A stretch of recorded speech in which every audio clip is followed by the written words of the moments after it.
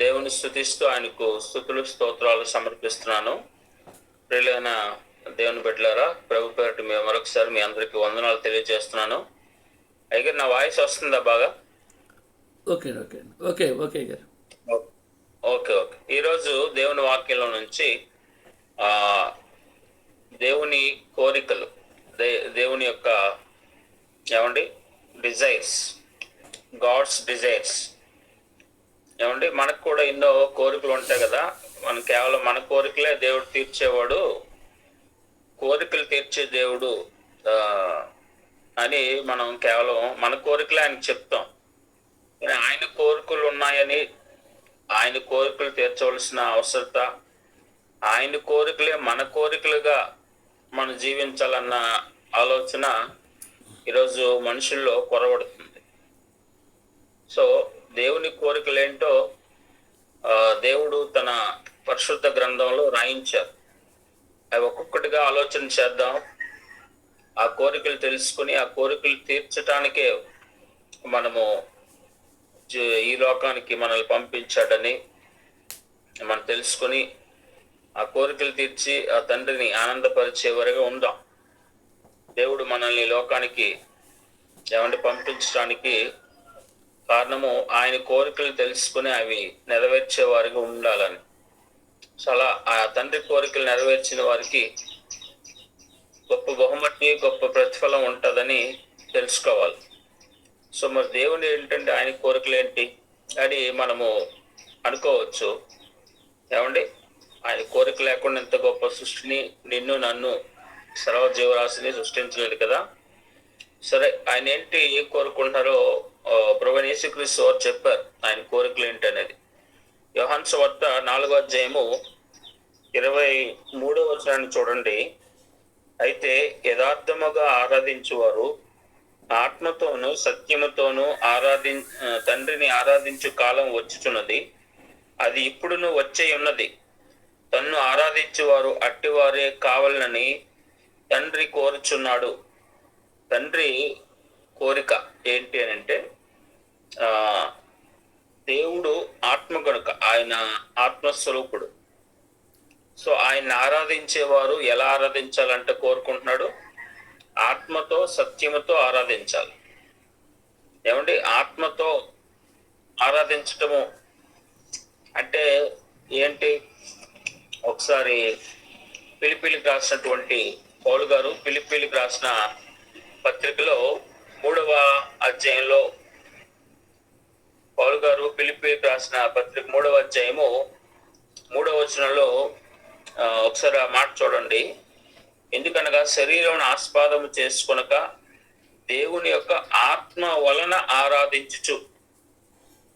ఏమంటే ఆత్మతో అంటే పరిశుద్ధాత్మ, దేవుని యొక్క ఆత్మతో మనము ఆరాధించాలి. అది దేవుని కోరిక. ఏమండి, మరొక మాట చూడండి. యోధా పత్రికలో తీసిన వారు ఎవరైనా ఉంటే చదవండి తీసి. యోధా పత్రిక ఇందులో ఒకే అధ్యాయం ఉంటుంది కదా, 20వ వచనాన్ని చూడండి. 21వ వచనం, పరిశుద్ధాత్మలో ప్రార్థన చేయొచ్చు. ఏమంటే అక్కడ చూశారు కదా, విశ్వసించు అతి పరిశుద్ధమైన దాని మీద మిమ్ముని మీరు కట్టుకొనుచు పరిశుద్ధాత్మలో ప్రార్థన చేయొచ్చు. దేవుని కోరిక ఏంటంటే ఆత్మతో సత్యముతో ఆరాధించాలి. సో ఆత్మ అంటే పరిశుద్ధాత్మను పొంది, పరిశుద్ధాత్మను పొంది ఆయన ఆరాధించే వరకు ఉండాలి. సత్యముతో అంటే సత్యం అనేది దేవుని వాక్యమే అని మనకు ఇదే యోహాను సువార్త 17వ అధ్యాయము 17వ వచనంలో రాయబడిన చూడండి. 17వ అధ్యాయం 17వ వచనం యోహాను సువార్త, సత్యమందు వారిని ప్రతిష్ఠ చేయము, నీ వాక్యమే సత్యము. సో దేవుని వాక్యమే సత్యం గనుక ఆ సత్యమైనటువంటి వాక్యముతో మనం ఆరాధించాలి. వాక్యముతో ఆరాధించడం అంటే ఆయన వాక్యాన్ని ధ్యానించటము, ఆ ప్రకారంగా జీవించటము, ఆయన ఆరాధించటం అవుతుంది. వాక్యంలో ఉన్నట్టుగా మనం ప్రవర్తించటం. ఏమండి, వాక్యముతో ఆరాధించటం. సత్యముతో ఆరాధించటం. సత్యం అంటే దేవుని వాక్యం మాత్రమే. లోకంలో ఎన్నో చాలా మంది చెప్తుంటారు, చాలా గ్రంథాల్లో ప్రభు గురించి ఉంది అని. ఏమండి, ఉంటే ఉండొచ్చు, కానీ మనం ఆరాధించవలసింది, మనము ధ్యానించవలసింది, మనం ప్రభువుని స్తుతించవలసింది ఈ వాక్య ప్రకారంగా. ఏమండి, చాలా గ్రంథాలు అందులో సత్యము అసత్యం మిక్స్ అయి ఉంటాయి. కానీ బైబిల్లో సత్యం మాత్రమే, దేవుని సత్యం బైబిల్లో మాత్రమే ఉంటది. ఇందులో సత్యం మాత్రమే ఉంటది, కానీ సత్యం అసత్యం మిక్స్ అయి ఉండవు. లోకంలో ఉన్న అన్ని గ్రంథాల్లో సత్యం ఉంటది కొంత, మిగతా అసత్యం కూడా ఉంటది. సత్యం అసత్యం మిక్స్ అయి ఉండేవి మిగతా గ్రంథాలన్నీ, కానీ బైబిల్ సత్యం, కేవలం సత్యం మాత్రమే. సో ఇలాంటి సత్యంతో మనం ఆరాధించాలి. ఏమండి, ఆరాధించడం ఈ రోజు లోకంలో ఎలా ఉంది, మనుషులు ఎలా ఆరాధిస్తున్నారు, దేవునికి ఇష్టము లేని రీతిగా ఆరాధిస్తున్నారు. నిర్గమాకాండ 20:3-4 వచనం చదివితే అక్కడ ఏముందంటే, ఏమండి ఒకసారి చూద్దాం. అక్కడ ఎలాంటి ఆరాధన, అసలు దేవుడు కోరని ఆరాధన, దేవుడు వద్దన్న ఆరాధన ఏమండి ఉంది. అది లోకంలో ఎక్కువగా జరుగుతుంది. ఏమండి, దేవుడు ఆశించని ఆరాధన. నిర్గమాకాండ 20:4 వచనం చూడండి. పైన ఆకాశం అందే గాని, క్రింద భూమి అందే గాని, భూమి క్రింద నీళ్ళ అందే గాని ఉండు దేని రూపమైనను విగ్రహమునైనా నీవు చేసుకొనకూడదు, వాటికి పడకూడదు, వాటిని పూజింపకూడదు. విగ్రహ రూపంగా దేవుని ఏ విగ్రహ రూపంగా చేయకూడదు. సృష్టిలో ఉన్న ఏ జంతువు రూపం గాని, మనిషి రూపం గాని, ఏమండి ఎలాంటి పక్షి రూపం గాని, పురుగు రూపం గాని ఏ రూపంలో చేయకూడదు. పైన ఉన్న ఆకాశం అందు ఉన్న ఏ రూపంలోనైనా, అంటే సూర్యుడు, చంద్రుడు, వాటిని కూడా దేవునిగా చేసి ఆరాధిస్తున్నారు. అంటే భూమి మీద ఉన్న ఏ రూపమునైనా చేయకూడదు, ఇది నాకు ఇష్టం లేదు, ఇలాంటి ఆరాధన చేయొద్దు అని ఖచ్చితంగా చెప్పాడు. కానీ ఈరోజు ఏం జరుగుతుంది, ఆయనకి ఇష్టం లేని ఆరాధన, ఆయన కోరని ఆరాధన లోకంలో విపరీతంగా జరుగుతుంది. గొప్ప గొప్ప నాయకులు అనబడిన వారు కూడా ప్రకృతిని ఆరాధించేటట్టుగా ప్రజలను ప్రేరేపిస్తున్నారు. దేశ రాష్ట్ర నాయకులు సూర్యుని ఆరాధించమని, చిన్న బిడ్డలు అండ్ స్కూల్కి వెళ్తున్న బిడ్డల్ని. ఇది ఎంత దైవ విరుద్ధమైనటువంటి కార్యం, పాపం.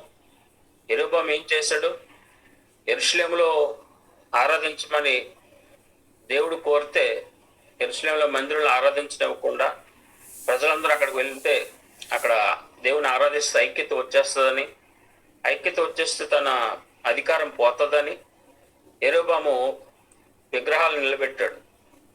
ఏమండి, ప్రజలు మరి యెరొబెయాముకి విన్నారు, యెరొబెయాము మాట విన్నారు, వర్తస్సు పలికారు. ఏమంటే దేవుడు కోరని ఆరాధన, దేవుడు ఏం కోరుతున్నాడో అలాంటి ఆరాధన చేయాలి.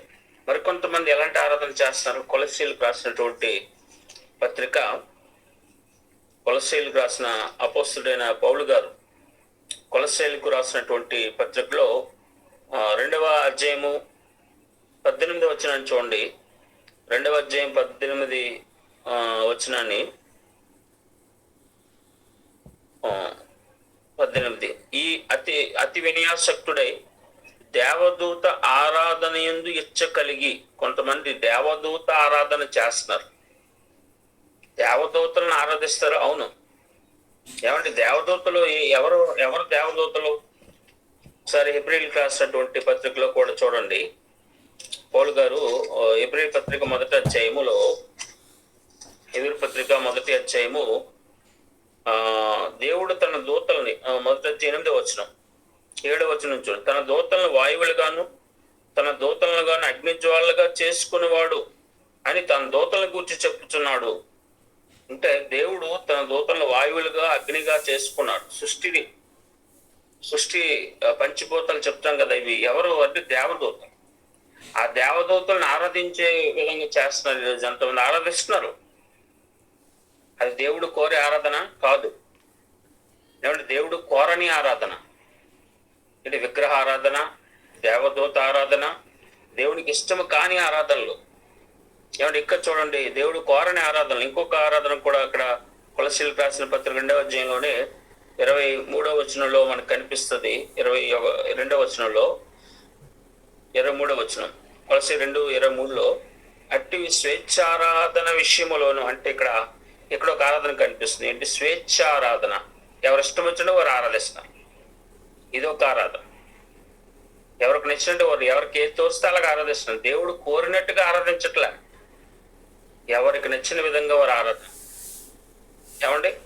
సమాజంగా కూడట మానక అని దేవుడు చెప్తుంటే కొంతమంది దేవుని మందిరంకి రారు, ఇంట్లోనే టీవీ ముందు కూర్చొని మేము ఆరాధన చేస్తున్నామండి, ఆ టీవీలో వస్తున్న మెసేజ్ వినేస్తూ అంటారు. స్వేచ్ఛారాధన, వారికి నచ్చినట్టుగా ఆరాధించటం. సో ఇలాగా అంటే మరొక ఆరాధన ప్రభు వారు చెప్పారు. మత్తయి సువార్త 15వ అధ్యాయము,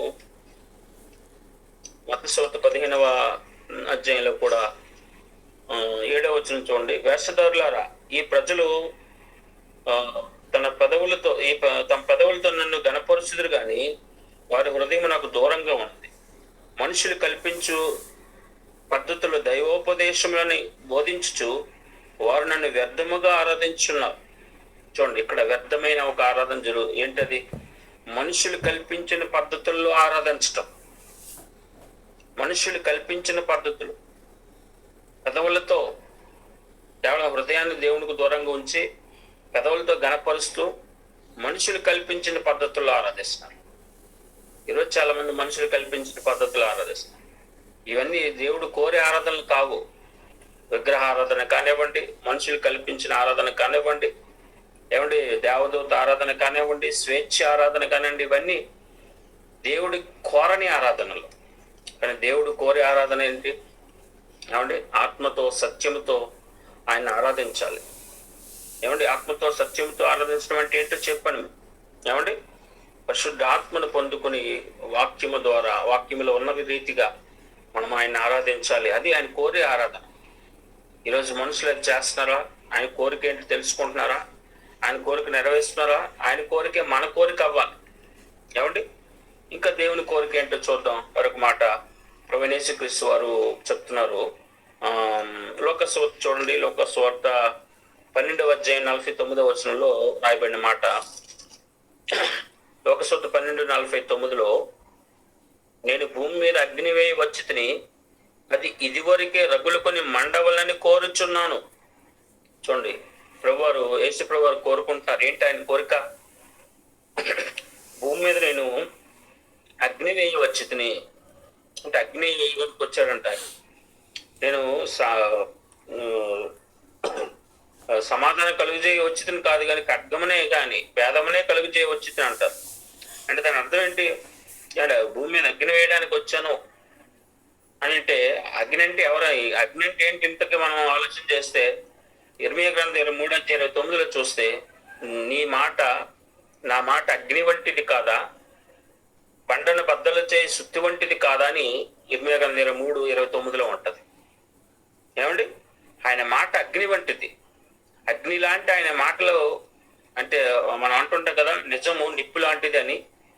సో నిప్పు లాంటి ఆయన మాటలు వేయటానికి వచ్చినప్పుడు ఆ వాస్తవమైనటువంటి నిజమైనటువంటి ఆ మాటలు నమ్మిన వారికి, ఆ నిజమైన ఆయన మాటలు నమ్మని వారికి మధ్య భేదము కలుగుతుంది. అంతే తప్ప ఆయన ఏదో గొడవలు పెట్టడానికో కొట్టుకోమని చెప్పడానికో ఆయన రాలేదు. నేను మనుషులందరూ సమాధానంగా ఉండాలని వచ్చాడు. కానీ సత్యాన్ని నమ్మని వారికి, నమ్మిన వారికి మధ్య వైరం ఉంటది. అది దేవుడు కలుగజేసిన వైరం. ఆదికాండంలో 3వ అధ్యాయంలో చెప్పాడు కదా, నీ సంతానమునకు స్త్రీ సంతానమునకు వైరము కలగజేసేదను అని ఆదికాండం 3:15లో మనకుంటది. ఆ వైరం దేవుడు కలగజేసిన వైరం. అదేదో కలహాలు కాదు, లేదా కొట్టుకోవడం కాదు, విరోధ భావము. అంటే మన సత్యాన్ని నమ్ముతున్నప్పుడు అసత్యాన్ని నమ్ముతున్న వారి మధ్య ఒక విరోధ భావం ఉంటది. ఏమండి? అది దేవుడు కలగజేసిన వైరం. అది మంచిది మనకి. ఎందుకంటే అది మన పరిశుద్ధులుగా చేస్తుంది, మన పరిశుద్ధతలోనికి నడిపిస్తుంది. సో అలాంటి వైరము కలగ చేయటానికే ఆయన ఈ లోకానికి వచ్చాను, నేను దిగి వచ్చాను. అది మండాలని నేను కోరుకుంటున్నాను. ఆ సత్యం గురించిన మంట రావాలి ప్రతి ఒక్కరు. ఏమంటే ఆ భూమి మీద అగ్ని వేయి వచ్చింది అంటే నిప్పు లాంటి ఆయన మాటలు, సత్యమైన ఆయన మాటలు వేయటానికి వచ్చారు. ఆ సత్యమైన మాటలు మనలో మండాలి ఆయన కోరుకుంటున్నారు. ఈరోజు లోకాలు ఎన్నో మండుతున్నాయి. అదే మనుషులు చెబుతున్న మాటలు మనిషిలో మండుతున్నాయి. లోకంలో ఎన్నో సూక్తులు, శ్లోకాలు, సినిమా డైలాగులు మండిపోతున్నాయి, కానీ దేవుని మాటలు మంట కలగట్లేదు. ఏమండి, ఆయన కోరుకుంటున్న కోరిక ఏంటి? అగ్నివే వచ్చితిని, అగ్ని లాంటి, నిప్పు లాంటి ఆయన మాటలు. ఇంకా అగ్నికుండే గుణం ఏంటి? ఏమంటే అగ్నికుండే గుణం ఏంటో పేతురు గారు రాశారు చూడండి. పేతురు గారు రాసిన మొదటి పత్రిక 1వ అధ్యాయము 7వ వచనంలో, నశించిపోవు సువర్ణము అగ్ని పరీక్ష వలన శుద్ధిపరచబడుచున్నది కదా, దానికంటే అమూల్యమైన మీ విశ్వాసము ఈ శోధనల చేత పరీక్షకు నిలిచినదై. ఏమండి, యేసుక్రీస్తు ప్రత్యక్షమైనప్పుడు మీకు మెప్పును, మహిమయు, ఘనతయు కలుగుటకు కారణమగును. చూడండి, ఇక్కడ అగ్నికి ఉన్నటువంటి ఒక లక్షణం ఏంటంటే శుద్ధి చేయటం, శుద్ధి చేస్తుంది, ప్యూరిఫై చేస్తుంది అగ్ని. భూమిలో వచ్చిన ముడి పదార్థం బంగారం దొరికింది అనుకోండి, ఆ బంగార గనుల్లోంచి బంగారం తీసినప్పుడు అది వెంటనే మనకి షాపులో పెట్టి అమ్మేరు, లేదా వస్తువులు తయారు చేసేరు. ఆ ముడి పదార్థంగా ఉన్నటువంటి ఆ బంగారాన్ని ఏం చేస్తారు? అగ్నిలో వేసి కాలుస్తారు. దాన్ని అగ్నిలో మరగపెట్టిన తర్వాత అందులో ఉన్న మలినం అంతా పోతుంది. అప్పుడు ప్యూర్ వస్తుంది, ప్యూర్ గోల్డ్ వస్తుంది. ఆ ప్యూర్ గోల్డ్ అమ్ముతారు, అది వస్తువులు తయారు చేస్తారు కదా. సో అలాగా అగ్నికి ఉన్న గుణం ఏంటి అంటే శుద్ధి చేస్తుంది. సో అగ్ని లాంటి ఆయన మాటలు ఏం చేస్తాయంటే మనిషిలో ఉన్నటువంటి పాపాన్ని, అసత్యాన్ని శుద్ధి చేస్తుంది, తీసివేస్తుంది. ఆ మలినాన్ని తీసివేస్తుంది, మనిషిని శుద్ధి చేస్తాయి ఆయన మాటలు. సో ఆయన మాటలు అగ్ని వంటివి కదా. సో అగ్ని లాంటి ఆయన మాటలు మండాలి అని ఆయన కోరుకుంటున్నాడు. ఏమంటే అగ్ని లాంటి ఆయన మాటల వలనే మనలో ఉన్న పాపానికి తీర్పు జరుగుతుంది. ఏమండి, పాపము తీసివేయబడుతుంది, పరిశుద్ధపరచబడతాం మనం. అలాంటి మాటలు మండాలి అని ఆయన కోరుకుంటున్నాడు. ఇది ఆయన కోరిక. మొదటిగా ఆయన కోరిక ఏంటండి? ఆయన్ను ఆత్మతో, సత్యముతో ఆరాధించాలన్నది ఆయన కోరిక. అగ్ని లాంటి ఆయన మాటలు మండాలని ఆయన కోరిక. మరొక మాట చూద్దాం. యెషయా గ్రంథంలో నుంచి 48వ అధ్యాయము 18వ వచనం ఎవరైనా తీస్తే చదవండి. యెషయా గ్రంథం 48వ అధ్యాయం 18వ వచనం. యెషయా గ్రంథం 48వ అధ్యాయము 18వ వచనం, 17, 18. నేను చదువుతున్నాను, లేదా తీయకపోతే నేను చదువుతున్నాను చూడండి. యెషయా 48, 17, 18. నీ విమోచకుడను ఇశ్రాయేలు పరిశుద్ధుడనైన యెహోవా ఇలాగు సెలవిచ్చున్నాడు, నీకు ప్రయోజనము కలుగునట్లు నీ దేవుడైన యెహోవానగు నేనే నీకు ఉపదేశము చేయుదును, నీవు నడవలసిన త్రోవను నిన్ను నడిపించుదును, నీవు నా ఆజ్ఞను ఆలకింపవలనని నేనెంతో కోరుచున్నాను. దేవుడు ఏం కోరుతున్నాడండి? ఆయన ఆజ్ఞలు ఆలకించాలని కోరుతున్నాడు. ఎందుకు ఆయన ఆజ్ఞలు ఆలకించాలంట అంటే అది మనకు ప్రయోజనకరం. ఆయన ఆజ్ఞలు మనకు ప్రయోజనకరమైనది. ఆయన ఆజ్ఞల వలన మనము చక్కగా మంచి త్రోవలో నడిపిస్తాడు ఆయన ఆజ్ఞలు బట్టి. ఏమండి, ఇంకా ఆయన ఆజ్ఞలు ఆలకిస్తే ఏం జరుగుతుందంటే అంగీకరించిన యెడల నీ క్షేమము నది వలెను, నీ నీతి సముద్ర తరంగం వలన ఉండును. ఆయన మాటలను అంగీకరిస్తే, ఆలకిస్తే, ఆయన ఆ మాటల ప్రకారం నడిపిస్తుంటా వాటికి మనం ఏమిటి ఆమోదం తెలుగుతూ అంగీకరిస్తూ ఆ మాటల ప్రకారం మనం నడుచుకుంటే మన క్షేమము ఒక నదిలాగా ఉంటుంది. నది ఎంత పక్కన ఎంత క్షేమంగా ఉంటుంది. నదిని ప్రశాంతంగా నది ఒడ్డుకు వెళ్తూ ఉంటారు. ఏమండి, గోదావరి నది, కృష్ణా నది లాంటి ఎందుకు వెళ్తారు? అక్కడ చాలా ప్రశాంతంగా అనిపిస్తుంది కదా వాతావరణం. సో మన యొక్క జీవితము మంచిగా నడాలంటే ఆయన ఆజ్ఞలు మనము ప్రకారం జీవించాలి. అప్పుడు క్షేమం ఉంటుంది మన జీవితానికి. ఇంకేముంటది? నీతి ఉంటది, నీతి కలుగుతుంది. అందుకే ఆయన ఆజ్ఞలు ఆలకించాలని కోరుకుంటున్నాడు. ఆజ్ఞల ప్రకారం మనం బ్రతకాలని కోరుకుంటున్నాడు. ఏమండి ఎందుకు ఆజ్ఞలు అంటే మనల్ని ఇబ్బంది పెట్టడానికి కాదు. అసలు ఆయన ఆజ్ఞలు భారమైనవి కాదు, చాలా తేలికైనవంట అని చెప్తున్నాడు. యోహాను గారు రాసిన మొదటి పత్రిక 5వ అధ్యాయంలో చాలా మంది దేవుని ఆజ్ఞలు ఏవో ఎంతో భారమైనవి అనుకుంటారు, కానీ ఆయన ఆజ్ఞలు పాటించడం చాలా తేలిక. ఏమండి యోహాను గారు రాసిన మొదటి పత్రిక 5వ అధ్యాయము 3వ వచనం చూడండి.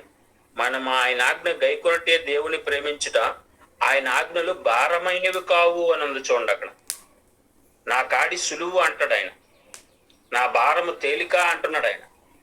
ఆయన ఆజ్ఞలు మనకు మేలైనవి, ఆయన ఆజ్ఞలు మనకు ప్రయోజనకరమైనవి, ఆయన ఆజ్ఞలు భారమైనవి కాదు. ఆయన కాడి సులువు. ఏమండి త్రాగకుండా ఉండండి అని చెప్పాడు. త్రాగకుండా ఉండడం చాలా సులువు కదా, త్రాగితేనే చాలా కష్టం. తాగేవాడు ఎన్ని విధాలుగా ఎన్ని బాధలు పడతాడు. వాడే బాధపడకుండా వాడి ఫ్యామిలీ కూడా వాడి వల్ల బాధపడుతుంది. ఏమండి ఆయన ఆజ్ఞలు పాటిస్తే ఎంత తేలిగ్గా ఉంటుందో లైఫ్, ఎంత సులువుగా ఉంటుంది మన లైఫ్. ఆయన ఆజ్ఞలు పాటించకపోవటం వల్ల ప్రజలు ఇబ్బందులు బాధలు ఎన్నో పడుతున్నారు. ఏమండి సో పిల్లరా, ఆయన ఆజ్ఞలు ఆలకించాలి అని ఆయన కోరుకుంటున్నాడు. మరి ఆయన కోరికను ఎంతమంది తీరుస్తున్నారు? ఏమండి ఆయన కోరికను ఎంతమంది తీరుస్తున్నారు ఆలోచన చేస్తున్నారు ప్రజలు. కానీ ఏం కోరుకుంటున్నాడో మరొక మాట చెప్పి నేను ముగిస్తాను. పౌలు గారు తిమోతికి రాసినటువంటి మొదటి పత్రిక, పౌలు గారు తిమోతికి రాసిన మొదటి పత్రిక 2వ అధ్యాయం 8వ వచనం చూడండి. ఇక్కడ పౌలు గారు తిమోతికి రాసినటువంటి మొదటి పత్రిక 2:8 కావున ప్రతి స్థలమందును పురుషులు కోపమును సంశయమును లేనివారై పవిత్రమైన చేతులెత్తి ప్రార్థన చేయవలని కోరుచున్నాను.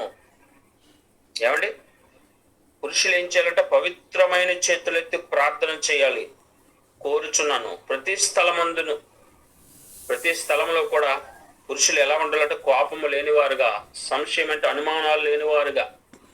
పురుషులకి కోపము అనుమానము ఎక్కువ. ఏమంటే దేవుని ఆరాధించడానికి స్త్రీలే ఎక్కువ వస్తారు. ఏ సంఘంలో చూసినా స్త్రీలు ఎక్కువ ఉంటారు, పురుషులు తక్కువ ఉంటారు. వారికి దేవుని మీద అనుమానం. ఏమండి దేవుని మీద ఏదో కోపం, బయటికి కనిపించరు కానీ. సో పురుషులతో చెప్తున్నాడు, చేతులెత్తి నువ్వు ప్రార్థన చేయాలని కోరుచున్నాను.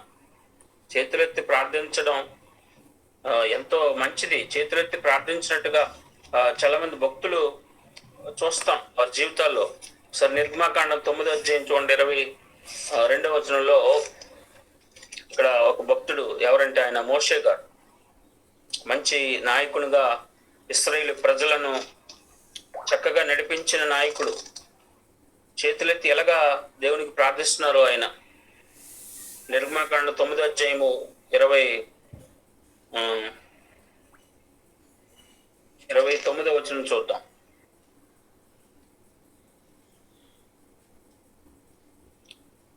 నిర్గమాకాండం 9:29 మోషే అతన్ని చూచి, నేను ఈ పట్టణం నుండి బయలుదేరి వెళ్ళగానే నా చేతులు యెహోవా వైపు ఎత్తెదను. ఏమండి యెహోవా వైపు చేతులెత్తి మోషే గారు ఇక్కడ ప్రార్థన చేస్తున్నారు. అండ్ మోషే అంతటి గొప్ప భక్తుడే దేవుని వైపు చేతులెత్తి ప్రార్థిస్తున్నారు. మరొక ఆయన కూడా చూద్దాం. ఆయన ఎవరు అంటే అసలు ఆయన అంతటి జ్ఞాని ఎంతవరకు లేడు. అలాంటి గొప్ప జ్ఞాని ఆ తరములో ఎవరైనా జ్ఞాని అయిన సొలొమోను. ఆయన కూడా చేతులెత్తి ఎలా ప్రార్థన చేస్తున్నాడు చూడండి. ఇది చాలా మంది చేతులెత్తి ప్రార్థించరు. ఏమండి చేతులు ఇలా దర్జాగా కట్టుకొని ఏమండి ప్రార్థన చేస్తుంటారు. సో చేతులెత్తి ప్రార్థించాలని దేవుడు కోరుకుంటున్నాడు. మొదటి రాజుల 8వ అధ్యాయంలో, మొదటి రాజుల గ్రంథం 8వ అధ్యాయం 22వ వచనం చూడండి. మొదటి రాజుల గ్రంథం 8వ అధ్యాయము 22వ వచనంలో చూసినట్లయితే ఇశ్రాయేలీల సమాజకులందరూ చూచుచుండగా సొలొమోను యెహోవా బలిపీఠం ఎదుట నిలువబడి ఆకాశము తట్టు చేతులెత్తి ఇట్లనను. చేతులెత్తి ఇదంతా ఆయన ప్రార్థనే. ఇక్కడ జ్ఞాని అయిన సొలొమోను గారు కూడా చేతులెత్తి ప్రార్థిస్తున్నారు. ఏమండి చేతులెత్తి ఇంకా చాలా సందర్భాలు ఉన్నాయి, అవన్నీ చూపించిన టైం లేదు. కానీ ఏమండి సో చేతులెత్తి ప్రార్థించాలి, పురుషులు చేతులెత్తి ప్రార్థించాలని కోరుచున్నాను అంటున్నాడు. సో మనం కోపాన్ని, సంశయాన్ని విడిచిపెట్టి చేతులెత్తి ప్రార్థించే వారికి ఉండాలి పురుషులు. మరొక అదే తిమోతి రాసిన మొదటి పత్రిక 5వ అధ్యాయం కోరిక ఏంటో మనకు ఆయన కోరికలు చూస్తున్నాం, దేవుని కోరికలను చూస్తున్నాం. God's desire. ఏమంటే 5వ అధ్యాయం చూడండి, 5వ అధ్యాయం 14వ వచనంలో, మొదటి తిమోతి పత్రిక 5:14లో ఉన్నటువంటి మాట, కాబట్టి యవ్వన స్త్రీలు వివాహము చేసుకుని పిల్లలకని గృహ పరిపాలన జరిగించుచు నిందించుటకు విరోధికి అవకాశం ఇయ్యకుండవలనని కోరుచున్నాను. నిందించడానికి మన విరోధికి అవకాశం ఇవ్వకూడదట. ఏంటి? అపవాదికి చోటు ఇవ్వకడి అని ఎఫెసీ పత్రికలో ఉంటదండి 5వ అధ్యాయంలో. మన అపవాదికి చోటు ఇవ్వకూడదు, మనల్ని నిందించడానికి అవకాశం ఇవ్వకూడదు. ఏమండి? సో ఆ విధంగా మనం ఉండాలి, అది కోరుచున్నాడు ఆయన. అపవాదికి చోటు ఇయ్యకుడి. మన విరోధి ఎవరో? ఏమండి? వెతుకుచూ తిరుగుచున్నాడు, ఎవరిని మృంగుదురా అని వెతుకుతూ తిరుగుచున్నాడు మన విరోధి. వాడే గర్జించే సింహం. ఆ గర్జించే సింహమే మన విరోధి. ఎవరా గర్జించే సింహం? దుష్టుడు. వాడు ఎప్పుడు నిందించాలని చూస్తాడు, నిందలు వేయాలని చూస్తాడు, ఎప్పుడు మన మీద నిందలు మోపుతూ ఉంటాడు. వాడి పని అది. ఏమండి? సో వాడికి అవకాశం ఇవ్వకూడదు. మన పక్షంగా మన ప్రభువారు వాడు నిందించుతుంటాడు తండ్రి దగ్గర మన మీద. దుష్టుడు. మన ప్రభువారు ఉత్తరవాదిగా, ఏమండి, సమాధానం కరెక్ట్గా ఉండి మన పక్ష విజ్ఞాపన చేస్తాడు తండ్రి దగ్గర. కానీ ఈ మన విరోధి ఏం చేస్తాడు? ఎప్పుడు మన మీద నిందలు వేస్తూ ఉంటాడు. ఏమండి? సో వాడికి అవకాశం ఇవ్వకూడదు అని కోరుకుంటున్నాడు దేవుడు. మీరు అవకాశం ఇవ్వకుండా, నిందించే అవకాశం ఇవ్వకండి. ముఖ్యంగా స్త్రీలతో చెప్తున్నాడు. యవన స్త్రీలు ఏం చేయాలంటే, ఇక్కడ యవన స్త్రీలు వివాహం చేసుకొని పిల్లలకని గృహ పరిపాలన జరిగించచ్చు. ఏమండి? స్త్రీలు చేయవలసిన పని చక్కగా వివాహం చేసుకొని గృహ పరిపాలన చేయవలసిన వారు స్త్రీలు. ఏమండి? విరోధికి అవకాశం ఇచ్చే విధంగా, విరోధి మనల్ని నిందించే విధంగా అవకాశం ఇస్తున్నారన్నమాట. అంటే ఆ అవకాశం ఇవ్వకూడదు అని దేవుని వాక్యం చెప్తుంది. మరొక మాట చెప్పి నేను ముగిస్తాను. దేవుడు కోరుకుంటున్న విషయం ఒక్కొక్కటిగా ఆలోచన చేసి, ఒకటి ఆత్మతో సత్యంతో ఆయన ఆరాధించాలి అనేది దేవుని కోరిక. రెండవది అగ్నివలే ఆయన మాటలు మండాలని కోరుచున్నాడు. మూడవది ఆయన ఆజ్ఞలు ఆలకించాలని కోరుచున్నాడు. ఏమండి? అదేవిధంగా విరోధికి అవకాశం ఇవ్వకూడదని ఆయన కోరుచున్నట్టుగా మనం 4 విషయాలు ధ్యానం చేశాం కదా. మరొక విషయాన్ని మనం చూద్దాం, ఆయన ఏం కోరుకుంటున్నాడో. పేతురు గారు రాసినటువంటి రెండవ పత్రిక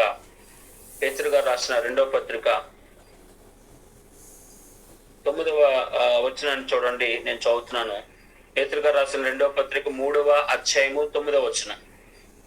పేతురు గారు రాసిన 2వ పత్రిక 3వ అధ్యాయం 9వ వచనంలో ఉన్నటువంటి మాట, కొందరు ఆలస్యమని ఎంచుకున్నట్లు ప్రభువు తన వాగ్దానము గూర్చి ఆలస్యము చేయవాడు కాడు గాని ఎవడును నశింపవలని నిశ్చయింపక అందరూ మారు మనసు పొందవలని కోరుచు మీ ఎడల దీర్ఘశాంతము గలవాడై ఉన్నాడు.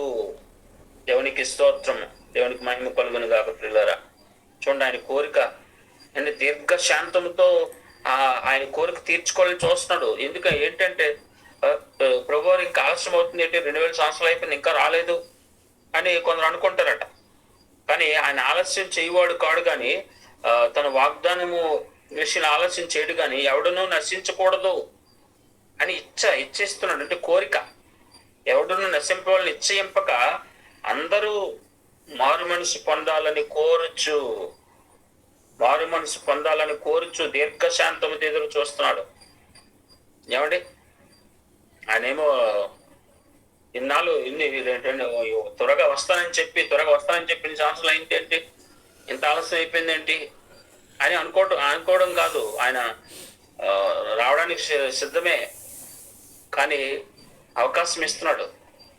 ఏమో మారుతారేమో, మారు మనసు పొందుతారేమో, తెలుసుకుంటారేమో, ఏమో అని అవకాశం ఇస్తున్నాడు.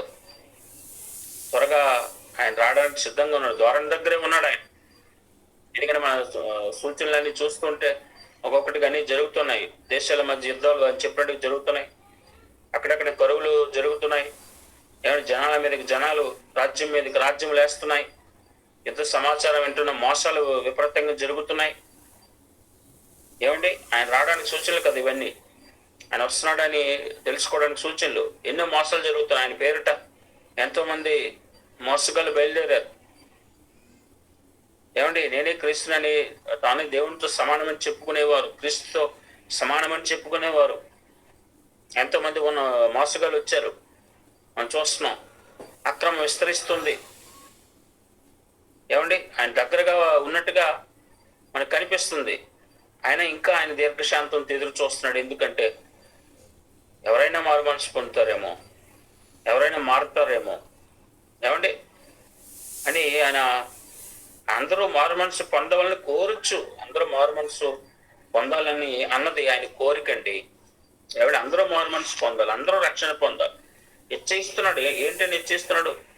ఏమండి అందరూ మారు మనసులను కోరుచు ఎవడు నశింపవాలని నిశ్చయింపక. ఎవరు నశించాలనేది ఆయన కోరిక కాదు, అందరూ రక్షించబడాలన్నది ఆయన కోరిక, అందరూ మారు మనసు పొందాలన్నది ఆయన కోరిక.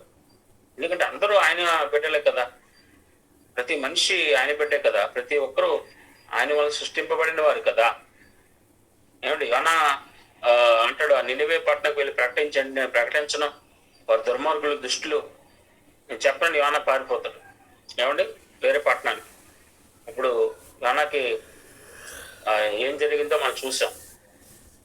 ఆ తర్వాత వచ్చి ప్రకటిస్తాడు, వారు మారు మనసు పొందితే యోనా ఏమో మళ్ళీ బాధతో ఉంటాడు.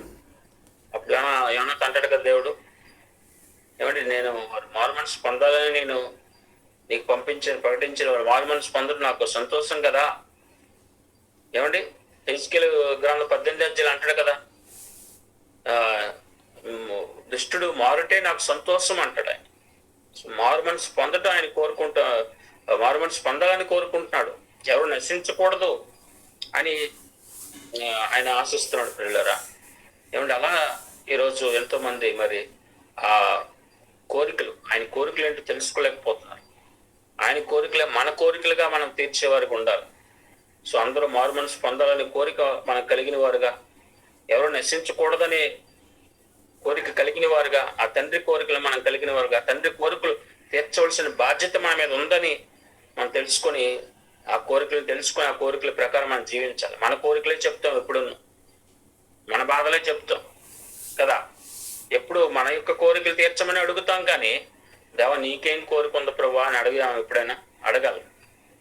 కాబట్టి ఈ రోజైనా ఆ కోరికలు ఏంటో తెలుసుకున్నా కదా కొన్ని, అవి ఆ కోరికలే మన కోరికలుగా ప్రార్థించి ఆ కోరికలు నెరవేర్చవలసిన బాధ్యత, ఏమంటే మనకు కూడా బాల్యభాగస్సులు ఆ తండ్రి కోరికలను కుమారుడు కూడా నెరవేర్చాలా. ఏమండి ఆ బాధ్యత మన మీద ఉందని తెలుసుకొని నెరవేర్చుదాం. అందుకు మనం ప్రార్థన చేద్దాం. ఆయన సహాయాన్ని కోరుకొని ఆ యొక్క కోరికల ప్రకారం జీవిస్తూ తండ్రిని సంతోషపరిచేవారిగా ఉందాం. అట్టి కృపాధన్యత దేవుడు మనకు దయచేయునుగాక. ఆమేన్. చిన్న